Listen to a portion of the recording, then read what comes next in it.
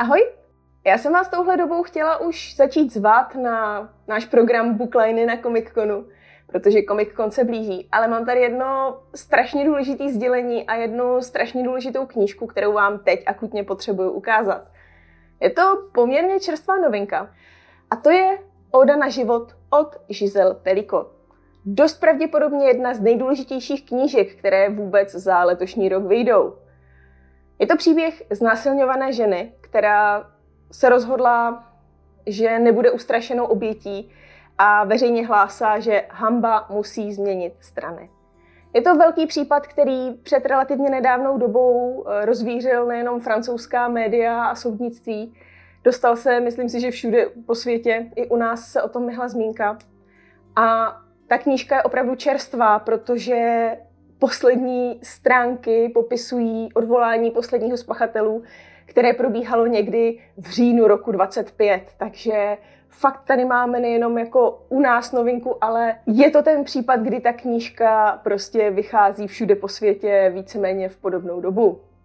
A co je tedy tak závratného zrovna na příběhu Giselle?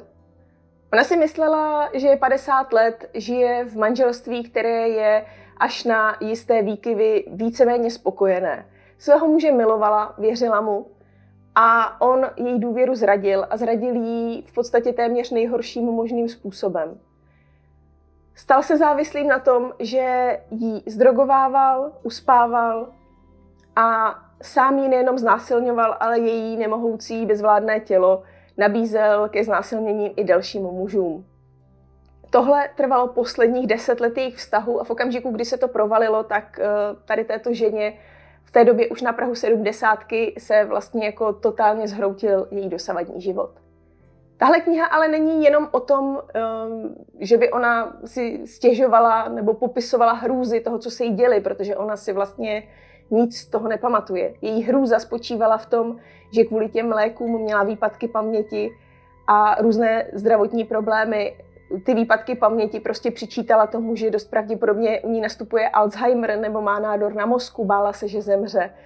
To, že se jí děly různé další projevy v těle, prostě přičítala důchodovému věku, stáří těla. A do toho její v vozovkách milující manžel se jevil jako pečující partner. Přitom to byl právě on, kdo jí tyhle ty problémy způsoboval.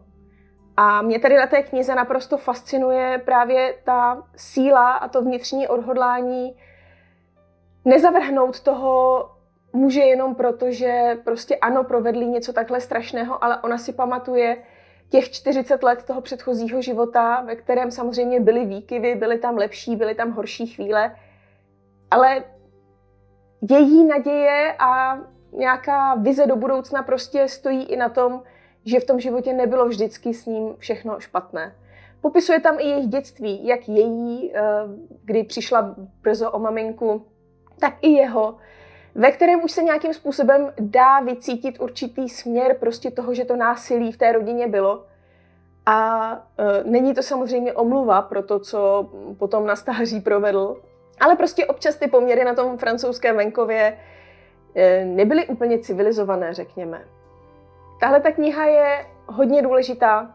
Giselle sama tím, že se rozhodla, že ten soudní proces otevře veřejnosti, tak dodala strašnou sílu bojovat i ostatním ženám, které třeba se i obávají toho, že by případ násilí na sobě, jakéhokoliv znásilnění nebo čehokoliv dalšího, nechtějí s ním jít ven, protože se bojí té terciální viktimizace, což je samozřejmě i to, co se jí dělo, protože někteří ti muži tvrdili, že ona to chtěla, protože přece se pohybovala tak, že se jim asi nastavovala nebo tak něco. Prostě taková ta klasická snůška nesmyslů. No a mě na téhleté knize fascinuje to, že vlastně i přes všechny ty hrůzy, které tam Giselle popisuje, tak z té knihy je cítit obrovská vlna, várka, naděje. A to je tak strašně důležité. A osobně vám tu knihu chci doporučit a taky touto cestou vás případně pozvat, byť já s tou akcí nemám osobně nic společného, není to ani žádným způsobem placená propagace, ale 12. března v Brně a 18. března v Praze proběhne setkání s vydavatelstvím Jan Melville, které se teda postaralo o to, že tady tuhletu krásnou záležitost, no krásnou, řekněme po fyzické stránce krásnou, samozřejmě nikdo nechceme, aby to, co se tam odehrává, aby to byla skutečnost, bohužel tomu tak je. Takže pokud se o této knize chcete dozvědět víc, pobavit se s vydavateli a s dalšími lidmi, kteří se zabývají tím, že hanba musí změnit strany, tak rozhodně doražte na některou z akcí a knihu si kupte, přečtěte, šiřte toto poselství dál. Za mě, jak říkám, pravděpodobně jedna z nejdůležitějších, nejvýznamnějších knih letošního roku. Tak, to by bylo k vážným tématům, no a příště už se podíváme na ty věci, které nás čekají na Comic Conu. Ahoj.